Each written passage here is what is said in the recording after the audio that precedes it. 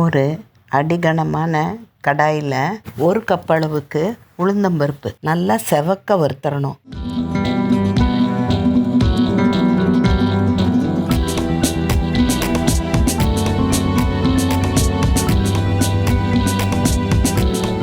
அதுக்கப்புறம் அதோட ஒரு 1/4 கப் அளவுக்கு சிறுபருப்பு, அதாவது பாசி பருப்பு, அது 3/4 இது வறுபட்ட உடனே அதையே சேர்த்துக்கலாம், இல்லை தனித்தனியாகவும் வறுத்துக்கலாம்.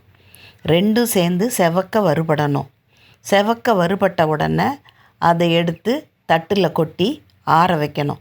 இப்போ நல்லா வாசனை வருது. வாசனை வந்த உடனே செவக்கவும் ஆரம்பிச்சிருச்சு. அந்த நேரத்தில் கருகிராமல் எடுத்து ஒரு தட்டில் ஆற வச்சிட்டோம். ஆற வச்சதுக்கப்புறம் 2 கப் அளவுக்கு வெல்லமும் 1/4 கப் அளவுக்கு தண்ணியும் ஊற்றி அதை இளக்கி வடிகட்டி வச்சுக்கணும்.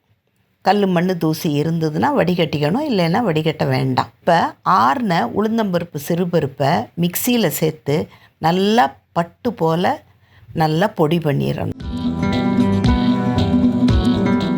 நல்லா நைஸாக பொடியாயிருச்சு. ஒரு பாத்திரத்தில் எடுத்துக்கலாம். அதோட 1 கப் அளவுக்கு பால், அதாவது அந்த உளுந்து நல்லா கரையிற அளவுக்கு பால் 1 கப்புலேருந்து 2 கப்பு வரைக்கும் கூட நீங்கள் சேர்த்துக்கலாம். நான் கொஞ்சம் சின்ன பாத்திரத்தில் எடுத்துட்டதுனால எனக்கு அதை மிக்ஸ் பண்ணுறது ரொம்ப கஷ்டமாக இருந்தது.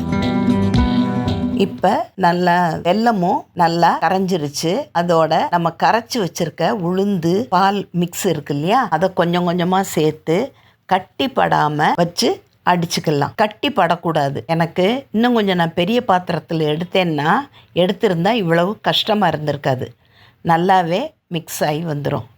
அந்த பாத்திரத்தை நல்லா கழுவி கொஞ்சம் தண்ணி சேர்த்துட்டேன். இதோட 1 டேபிள் ஸ்பூன் அளவுக்கு நெய் சேர்த்துக்கலாம். நல்லா கிண்டிக்கிட்டே இருக்கிறோம். கொஞ்சம் கெட்டியாகிற நேரத்தில் கிண்டுறதுக்கு ஈஸியாக இருக்கிறதுக்காகவும் டேஸ்ட்டுக்காகவும் 1 டீஸ்பூன் அளவுக்கு நெய் சேர்த்துக்கலாம். நெய் ஜாஸ்தியாக சேர்க்கணுன்னு அவசியம் இல்லை. இதில் பாலெல்லாம் இருக்கிறதுனால டேஸ்டியாகவே இருக்கும்.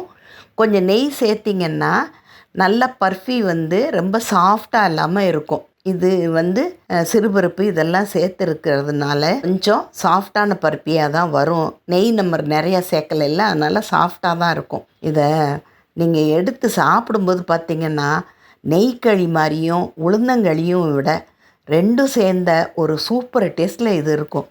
இதை அப்படியே நீங்கள் வெளியவே செட் பண்ண வைக்கலாம். நான் கொஞ்சமாக மேலே நெய் தடவிட்டு மேலே சமப்படுத்தி விட்டுட்டேன். கொஞ்சம் நேரம் கழித்து நம்ம கட் பண்ணிக்கலாம்.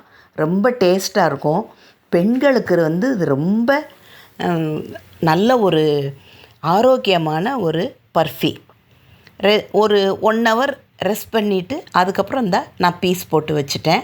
ரொம்ப டேஸ்டியாக இருந்தது. பெண் குழந்தைங்களுக்கு மட்டும் இல்லை, எல்லாருக்குமே இதை சாப்பிட கொடுக்கலாம். நான் உளுந்தம்பருப்போட என்ன பருப்பு சேர்க்கலாம், எவ்வளவு சேர்க்கலான்னு சொன்னேங்கிறத கமெண்ட்டில் சொல்லுங்கள்.